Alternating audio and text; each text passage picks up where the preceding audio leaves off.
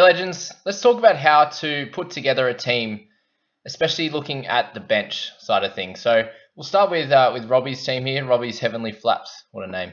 Anyway, let's have a look at what we got here. When we want to be building our interchange and emergency, we want to be trying to get a coverage of all the positions. So we'll start and have a look here. We've got hooker covered, we have mid covered, we have the edge position. We have a few in the halves, another mid player, and then a wing fullback as well in Moylan. So the only one we're missing is the center position, which is something that I'm not too stressed about. So you want to, with your bench, you want to at least cover the majority of positions. It'd be nice if you could cover everyone, just in case there's an injury. But something I think about is if there's a decision between two players and one helps you cover every position and one is going to be a better cash cow, then I would suggest pick the better cash cow. Solely for the fact that we do get a bunch of trades and we like to use the majority of them. So if you do get an injury in that center position, there should be other options around that price point. If you look at this team here, we've got Bird and Roberts. There's a bunch of players around that 390, 400k, even a little bit less in someone like Avarillo, etc. So they're very easy that you can straight swap them to that type of player. That's going to be the biggest part of our bench, but it's the other side of it is just making sure that you have enough money makers. So if we go through this squad here, we have a bunch of decent players, and we'll go through the amount of guns a team would have as well, because that's going to be really important. You've got someone like a Damien Cook. We're going to put Twal in that bracket at just over a 50 average. Crichton number 3, Cleary for 4, Tedesco for 5. So we've got 5 guns to start the year, and we'll have a look at some other teams with what they've got there.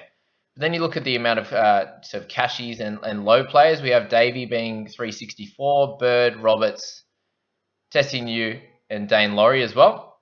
So there's 5 guys there. And then pretty much the whole bench is 400k and under. So all those cheap guys as well.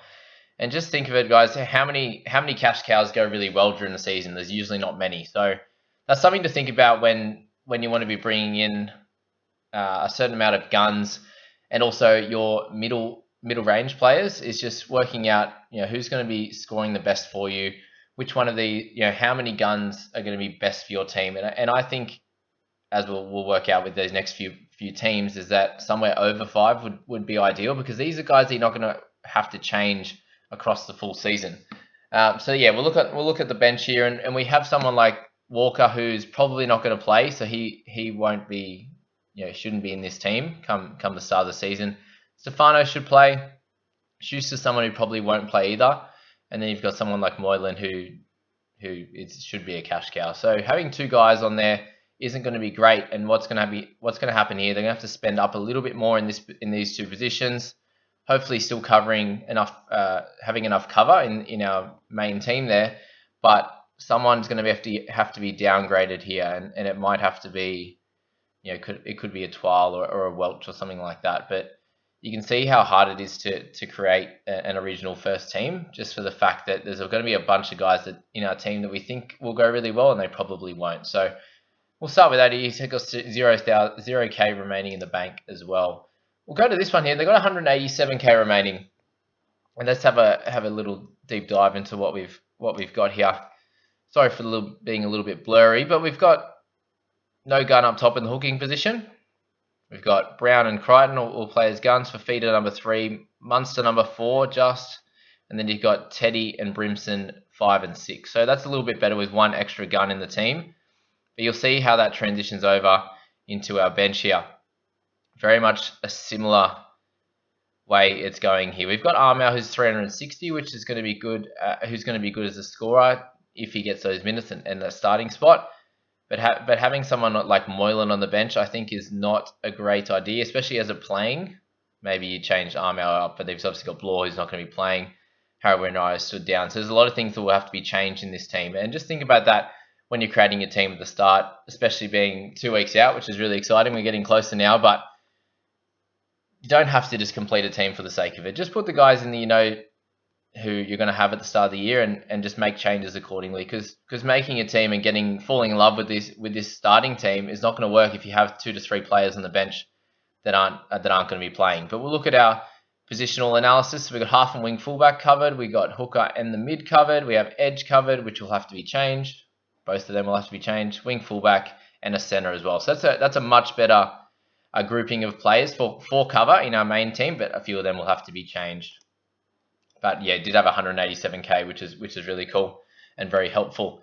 All right, this one's a little bit different. We've got, if we just look straight on our bench, we have a couple of higher priced players. So Lamb, Turpin, and Morgan, all over 400k with a few 500ks in there.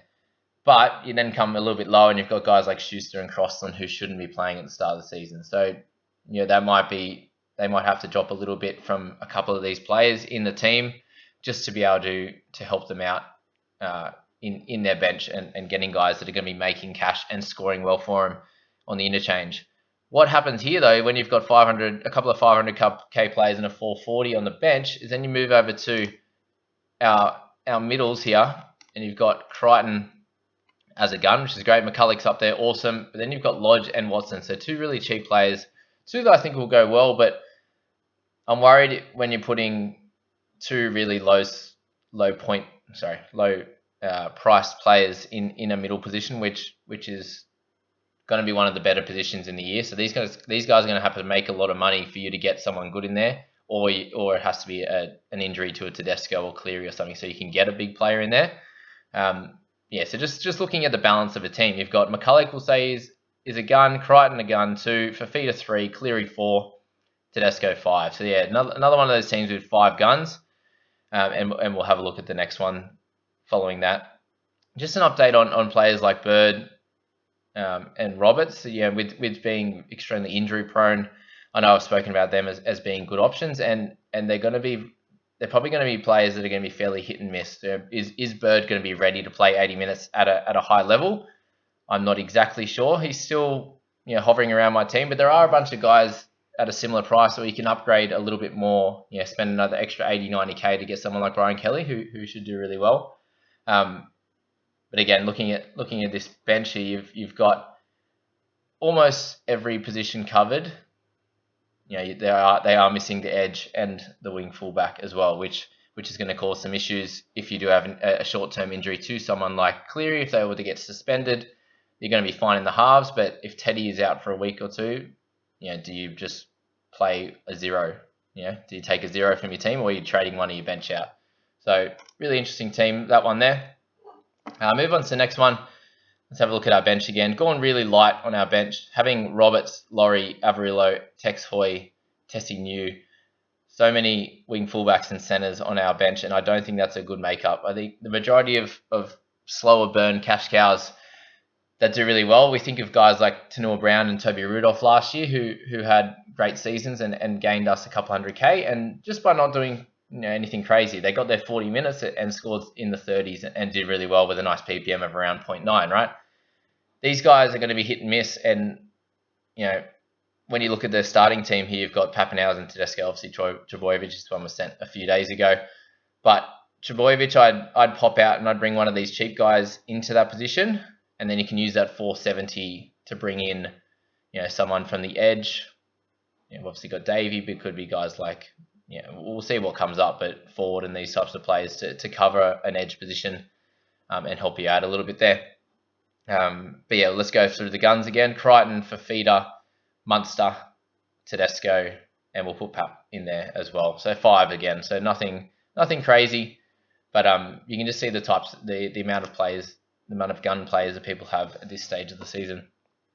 All right, moving on to this one here. Let's go through the guns again. This one looks a little bit different. We have Grant, Crichton, Harris, Fafita, Cleary as your top 5 there, which is cool, and that's a little bit more of a top-heavy side, which is different to a couple we've seen. This is the first one in a while without Tedesco, and they've gone a lot cheaper in the wing fullbacks and the centres there with Bird and Roberts. So just be careful with this type of team. I know I always talk about hooking the middle and the edge, even the halves being some of your better scoring positions, and yep, that's perfectly true. But you just got to work out where the value is in your team. So and what's available to you come round 1 team list. So, for example, the wing fullback, Dane Laurie might not play. If he's someone that's going to be playing, then he should make a fair bit of decent cash, and you could probably go a little bit lighter in the wing fullbacks with maybe 1 gun, or a Pappy, RTS, Brimson, that kind of guy, with a couple of wing fullback cash cows if that presents itself, especially with Trebojevic going down. there's a chance that there's not going to be a lot of wing fullback cash cows, which means you might have to spend a little bit more money there and get some of the cash cows in, the middle, the edge, the hooking position, who are more chance of scoring well for you rather than some of the cheaper wing fullback guys, thinking of Remus Smith and Bailey Simonson, these type of guys who we're not sure how they're going to go. They might come out and do really well, but there's a good chance that they don't either and don't make us any money. So we look at the bench here. Capewell, we're not sure about if he's going to play. Same with Fagai. It looks like Jack Bird's going to be playing in the centres, even though he was struggling a little bit in the trial on the weekend. You got Blur, Schuster, Walker. So a lot of guys that probably won't play on this, and this is going to have to be changed in our middles there. All right, a couple more guys. Same thing is go through our guns. Grant, Harris, Takiaho, Fafita, Cleary, and Pappenhausen. So we've got 6 there, which is cool. So it looks like 6 is going to be a good benchmark to have, and then carefully selecting a bunch of the guys on your bench who are going to be scoring well in certain positions. And as we spoke about, we're going to find out where the value is going to be and where, if there's going to be guys in those positions that are like 80% of making some cash, and then spending up a little bit more in positions where there's guys that are 50% making cash. Just you want to be as sure as you can in this game, and which can be hard to do it before round 1, but you can only try and do the research, and hopefully you're learning a lot from these videos here. Moving on to the bench, we have 4 hookers there on the bench to go with Grant, which is probably a little bit much. Obviously Watson can go to the mid, and you see here missing a centre and an edge cover as well, with guys like Walker, Laurie, Smith, who aren't going to be, there's a chance that they're not playing, especially 2 of them there. So really interesting one. Probably something that's going to have to change, but it's going to have to change the starting side. So just think about how many changes are going to happen across the season, guys. And last one, something I was really interested in talking about in this video. This person has spoken to me about having 750k remaining and thinking about bringing in some of the fallen guns after a few rounds, and hopefully they've dropped a bit in price. What I'd suggest with this one is just remembering that guns are guns for a reason. You're getting them in to score points, not for you to make money off them. Yes, they might drop 50k to 100k, but you don't need 750. Like, I'm okay if you're leaving 100k in your salary if you're really completely happy with your side and you think that that's going to be the best scoring 17 or 21 going forward and into round 1. But leaving that much cash is going to give you so many holes, which you can see here. We've spent basically no money in the mids. We're going for value guys that we're not sure if they're going to do well. You've got a captain that averaged 60 last year, when there's guys on the board that had average 73 or even in the low to middle 60s. You've got Munster and Brooks. You got Bird, Averillo who are low, Tessinu, Brimson, and Hoyce. Only one gun there, and then the bench is really low as well. We've spent a little bit here with a Townsend, for example, and a Brayley, but we're just missing out on the amount of guns. You got 1, 2, 3, 4 max on there. So you're just missing out on an extra 50, 60, 70 points in round 1 just to maybe pick up a couple of fallen guns. Why don't you just bring them in now and go from there?